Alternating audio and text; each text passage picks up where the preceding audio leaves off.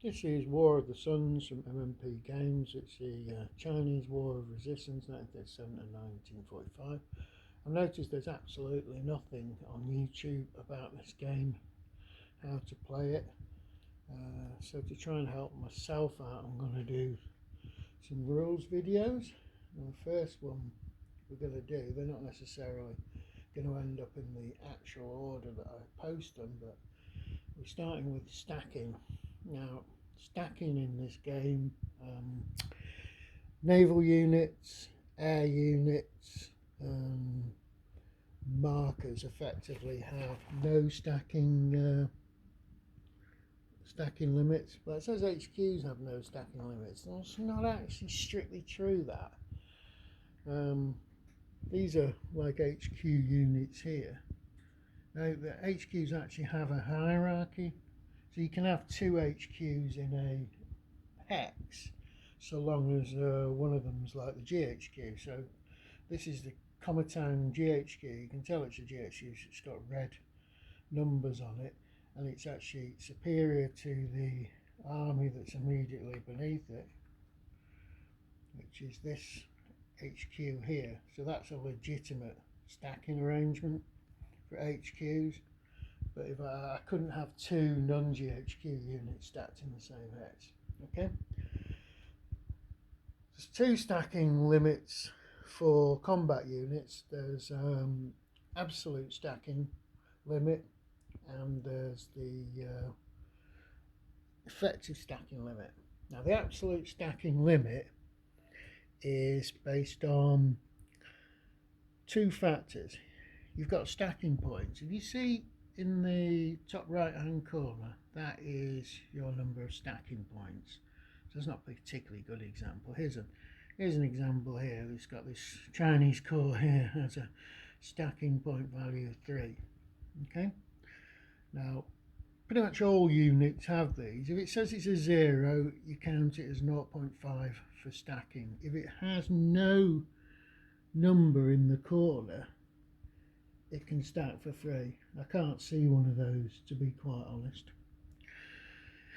If we then count at the stacking units, for your absolute stacking limit, you're allowed 9 SPs, stacking points, in a clear hex, and that must include a maximum of 6 ground combat units. Now, ground combat units basically are infantry, cavalry, marines, artillery, and tanks.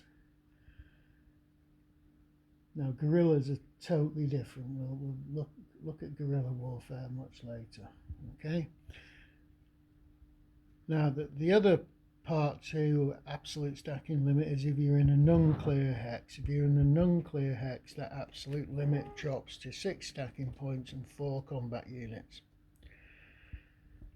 The next thing you've got is what's called an effective stacking limit, and this means it's the limit that units can stack in a hex and still retain all their movement allowance and their combat allowance. Effective stacking limit in a clear hex is 6 strength per points per side, sorry, stacking points per side, not strength points, and 4 stacking points per side in a non-open hex, such as flooded hex or single hex island. Right, the effects on movement. A unit that's moving out of a hex that has got greater than its effective stacking limit pays an extra movement point. Effects on combat. This one's quite tricky for me with my poor mathematical mind. You've got to get the ratio of units in the hex that can fight against total units in the hex. Now there's an example here in the rules.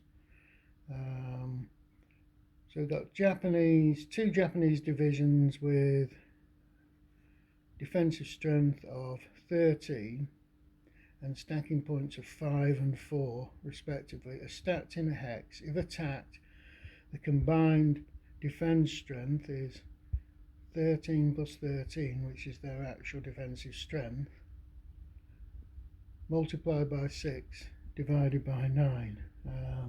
Yeah. Now that's probably quite simple for some people, but for me it's so I wasn't too keen on that.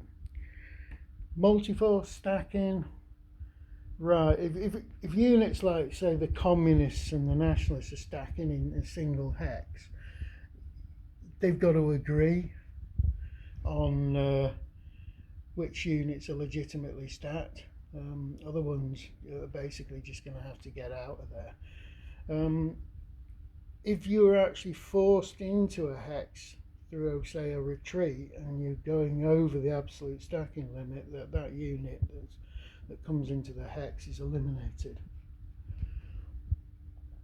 Other things about multiple stacking is a lot of Chinese units belong to different cliques and things. If you look at the colour coding around the infantry, NATO infantry symbol there, black. Basic blue is Komatang. Anything else it belongs to some sort of clique or separatist unit. These are like warlord units now. If you combine them, only one of them can be used as an attack strength or defense strength. So say you had units in the Sun fraction here, and you had a Komatang unit in it in the same hex, only the KMT unit could actually, I say only one of them could be used for defense or attack.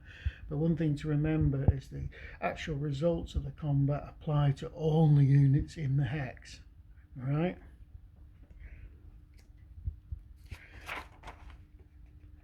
We've already discussed HQ stacking arrangement. It gives you in the rule books a sort of way that you should stack everything in terms of markers and so what.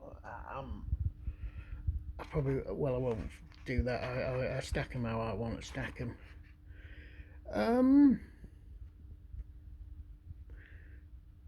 Right. Any markers affecting given terrain.